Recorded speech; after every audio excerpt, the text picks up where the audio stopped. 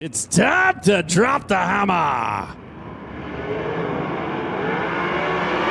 Max Adams says, see ya, bye, down into the corner for the 17 GP. He's going to lead lap number one, or looking to lead lap number one, not without company, however. He's looked down a little bit, bouncing around there for the 47 BC on the high side. Yeah, the 47 BC of Emerson Axum peeking to the outside. We'll see if that lane will work for Emerson, not this time. He's going to get some help back behind the number 4. Justin Grant slides up to the high side as well. He'll try to dust it off along with Matt Westphal a little further back. We have 3-wide action towards the tail of the field. Up front, however, it's Max Adams shown away. First visit to the Keystone State. He leads lap number 2. Yeah, but guess who's on the prowl? Team has Thomas Mesron making things happen to the 20, and he backs it in turn number 2. In fact, he gets a little sideways. Yeah, a little too hard down in the corner, a little slip of the grip. Now to get Axum back down on the inside. The 47 BC car now trying to come to call for that P2 spot. Here comes a run out of Team as Mesron. The Concord American flagpole number 20 car is rolling for all he's worth. He's got to drive, looks down the inside. Adams up too high. He'll give up a spot, maybe 2 before it's all said and done. Absolutely. It looks like that's going to be the situation as Axum will try to put him on the tip.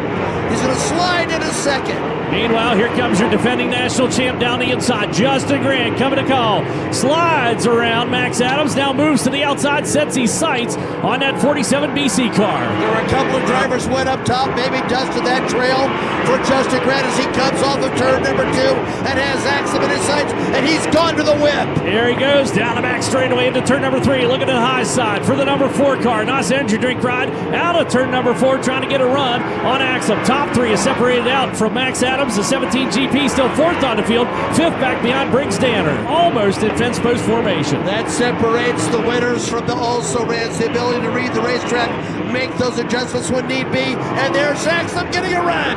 Got to drive down to the inside for the race lead. He's got him into turn number 3. Slides up high, picks off Team Ez. Mesral now chases out of turn number 4 and onto the front straightaway. But you got new race leader across now with just 9 laps to go. And you know this, Thomas Mesral will not go gently into the good night. They hustle out of turn number 2 and head into turn number 3. Yeah, this is his one chance, Chad, if we stay green.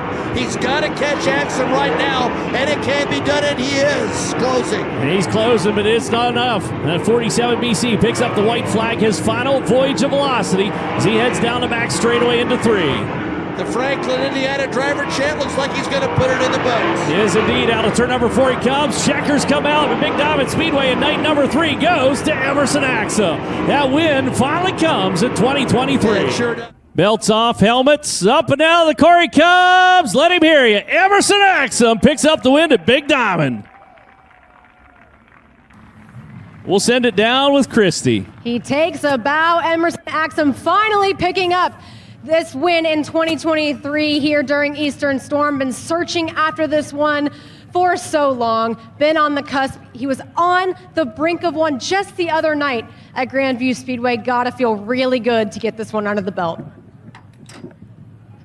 Went all of Indiana Midget Week knocking on the door, continually getting better as the week went on, and the same is true here during Eastern Storm.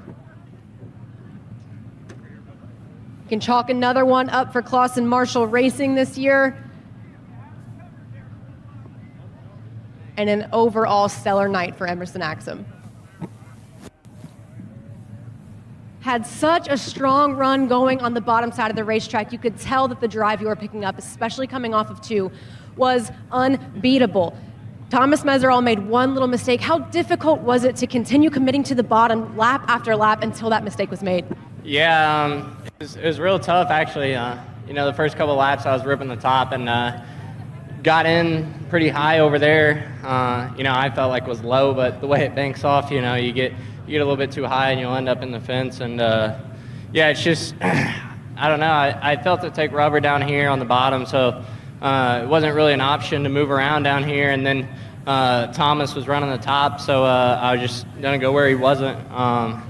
If he was on the bottom, I probably would have moved up, but just really wherever he wasn't. And I don't know, it's pretty cool. I saw on Twitter it's Brian's birthday, and I don't know, it's a pretty cool win, and I'm really happy to get it for this team and Tim and Taylor and Di, and I'm sure it means a lot. So I'm really happy that I could do that, and I just can't thank Driven to Save Lives, Clausen Marshall, Z-Max, Elliot's Custom Trailers, everyone that helps out, CSI Shocks, just everyone that makes this thing go fast, and hopefully we can get a few more this week.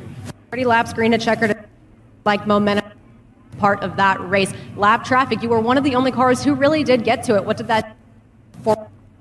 Yeah, was rubbering up off of 4, I guess. So, the only place to pass was 1 and 2. So, wherever a guy went, I guess I just had to go the opposite and then try to get down in 3 and 4 and just pick him off that way. But, I was watching the scoreboard and hoping that I didn't get too deep into traffic just because it is really tough to pass here and the straightaways are real narrow. But, just glad we could get it done. Emerson Axum picks up his first AMSOIL USAC National Sprint Car win of the 23 season.